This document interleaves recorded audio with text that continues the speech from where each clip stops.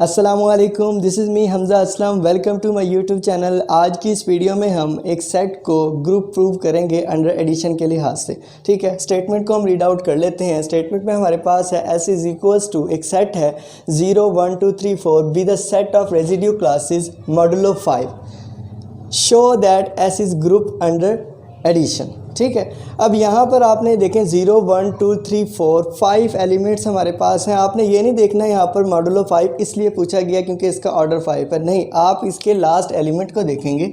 ठीक है, फ़र्ज़ करें यहाँ पर 7 होता तो आपके पास अंडर मॉडुलो 8 पूछा जाता। ठीक है, तो ये कॉन्सेप्ट ना रखना, इसका ऑर्डर जो है ग्रुप का वो 5 है इसलिए इसको मॉडुलो 5 पूछा गया। आइए अब हम टेबल बनाते हैं, जैसा कि हमने मल्टीप्लिकेशन में बनाई थी, एडिशन की भी उसी लिहाज से हम बना रहे हैं। ठीक है, एलिमेंट्स लिख लें 0 1 2 3 एंड 4।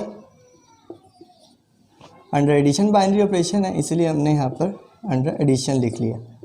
2 3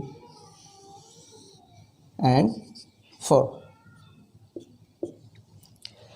अब यहाँ पर बाइनरी ऑपरेशन करा देते हैं। 0 + 0 एज इट इज़ आ गई ये सारी वैल्यूज़।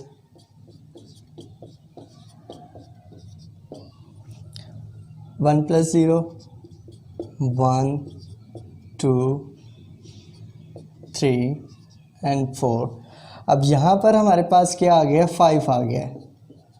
1 + 4 इज़ इक्वल्स टू, ये हमारे पास क्या आ गया, 5 आ गया। क्योंकि यहाँ पर मॉडुलो 5 पूछा गया है तो इस वैल्यू में से इस 5 को सब्सट्रैक्ट कर देंगे तो आपके पास क्या आ जाएगा, 0 आ जाएगा। यही कॉन्सेप्ट है मॉडुलो टेबल जब हम बना रहे होते हैं। जो आपसे पूछा जाए अंडर मॉडुलो जो भी वैल्यू दी हुई है उसमें आप इसको क्या कर देंगे, सब्सट्रैक्ट कर देंगे। ठीक है, तो अब यहाँ पर आपके पास क्या आ गया, 0 आ गया। नेक्स्ट इसी तरह हम बाइनरी ऑपरेशन करवाते हैं। 2 3 4, then 2 + 3 is equals to 5, 5 - 5 is equals to 0, 2 + 4 is equals to 6, 6 - 5 is equals to 1। अब नेक्स्ट हमारे पास बाइनरी ऑपरेशन करवा रहे हैं 3 के साथ हम। 3 4 एंड 3 + 2 is 5, ये आपके पास क्या आ गया, 0।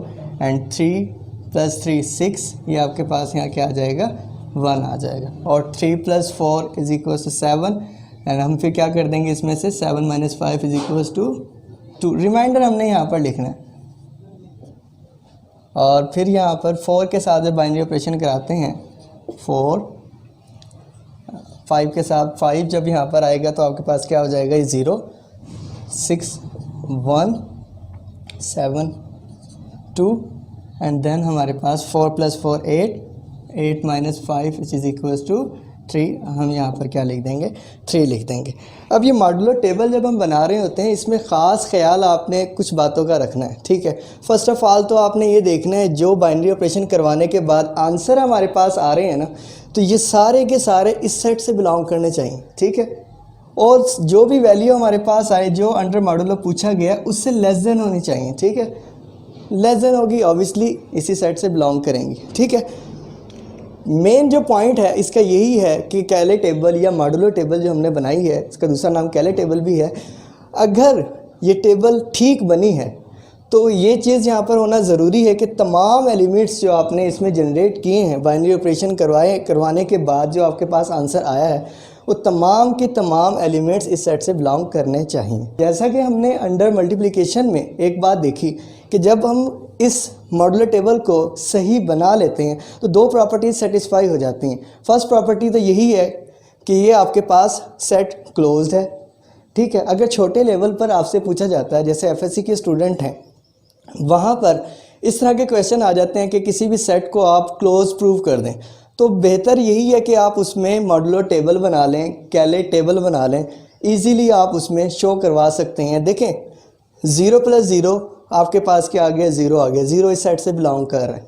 ठीक है, तमाम एलिमेंट्स के साथ हम क्लोज किसी भी सेट को कब कहते हैं, जब बाइनरी ऑपरेशन करवाने के बाद, मतलब कि कोई तीसरा आंसर आपके पास सी आ रहा होता है तो वो सी भी उसी सेट से अगर बिलोंग कर लेता है तो हम कहते हैं कि ये हमारे पास क्या है, सेट क्लोज्ड है। ठीक हो गया। तो अब ये आपके पास पूरी टेबल ठीक बन चुकी है। ठीक है, तो हम यहाँ पर कह सकते हैं कि S इज़ क्लोज्ड। ठीक है, S हमारे पास यहाँ क्या हो गया, क्लोज्ड हो गया। क्योंकि हम इस सेट को ग्रुप प्रूव करने लगे हैं तो यहाँ पर आपके पास 4 एक्सियम सेटिस्फाई होने चाहिए। क्लोज हो सेट, एसोसिएटिव प्रॉपर्टी होल्ड कर रही हो, थर्ड आपके पास क्या है, उसमें आइडेंटिटी एलिमेंट मौजूद हो, और फोर्थ इन्वर्स मौजूद होना ज़रूरी है हर एलिमेंट का। ठीक है, अब यहाँ पर हमने क्लोज तो बता दिया।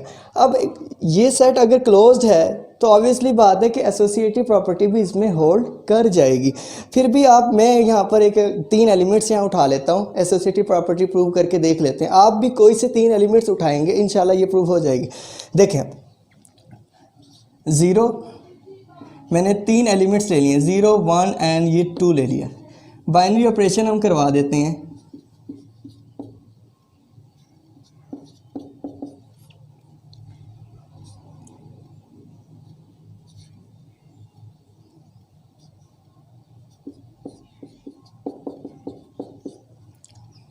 देन आंसर हमारे पास क्या आ जाता है, 3 विच इज़ इक्वल्स टू 3। और ये हम कह सकते हैं कि ये एसोसिएटिव प्रॉपर्टी भी इसमें होल्ड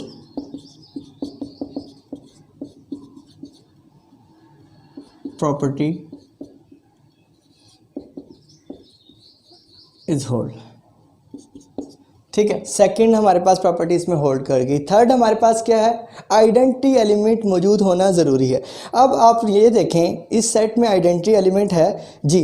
अंडर एडिशन में हमारे पास 0 आइडेंटिटी एलिमेंट होता है, तो हम सेट को डायरेक्ट जैसे देखते ही किसी भी सेट को हम बता सकते हैं कि उसमें आइडेंटिटी एलिमेंट है या नहीं है। अंडर मल्टीप्लिकेशन के लिहाज से हमारे पास 1 है और यहाँ पर एडिशन है, इसीलिए यहाँ पर आइडेंटिटी एलिमेंट क्या होगा, 0 होगा। 0 इस सेट से बिलोंग कर रहा है।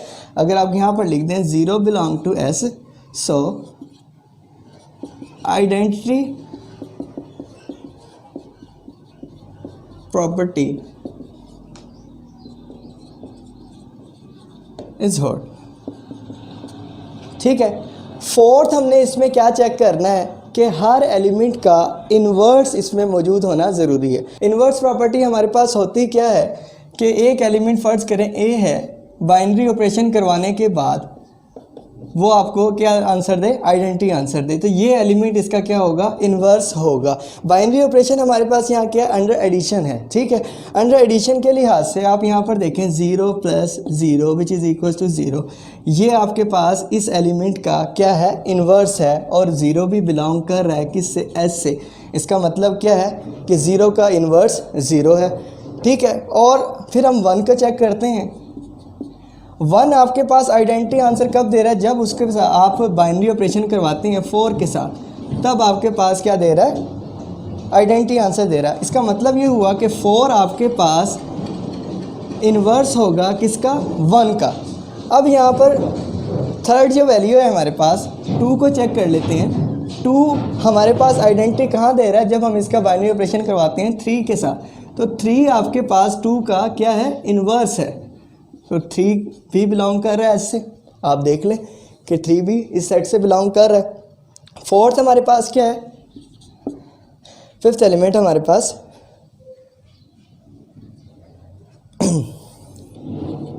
3 प्लस, आप यहाँ पर देखें 3 का बाइनरी ऑपरेशन करवाने के बाद आंसर आइडेंटिटी 2 पर दे रहा है। इट मीन्स आपके पास 2 इसका क्या है, इन्वर्स है। 2 भी बिलोंग कर रहा है S के साथ। देन लास्ट एलिमेंट हम इसके अंदर चेक कर लेते हैं 4 आपके पास इसका आइडेंटिटी क्या होगा, 4 + 1 इज इक्वल टू 5, और ये आपके पास 5 - 5 0 हो जाता है। इसीलिए आपके पास 4 का इन्वर्स क्या है, 1 है। 4 का इन्वर्स क्या है, 1 है। 1 भी इस सेट से बिलोंग कर रहा है। इन सारी बातों को हम सामने रखते हुए कह सकते हैं कि ये आपके पास इन्वर्स प्रॉपर्टी जो है होल्ड कर गई है।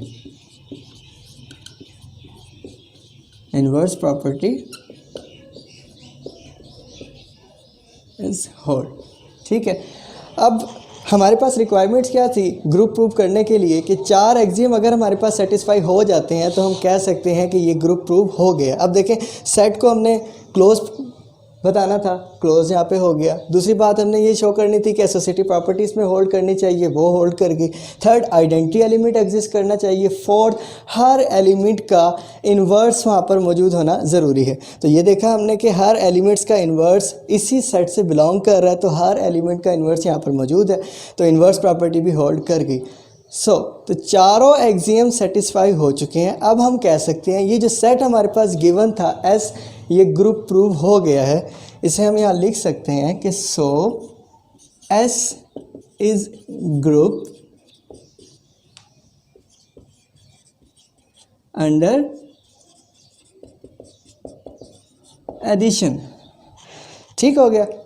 होप सो कि आपको ये लेक्चर अच्छे से समझ आ गया होगा। अपनी नेक्स्ट वीडियो में मैं आपके साथ ऑर्डर ऑफ ए ग्रुप और ऑर्डर ऑफ एन एलिमेंट के बारे में डिस्कस करूंगा। तब तक के लिए मुझे इजाज़त दें। अल्लाह हाफ़िज़।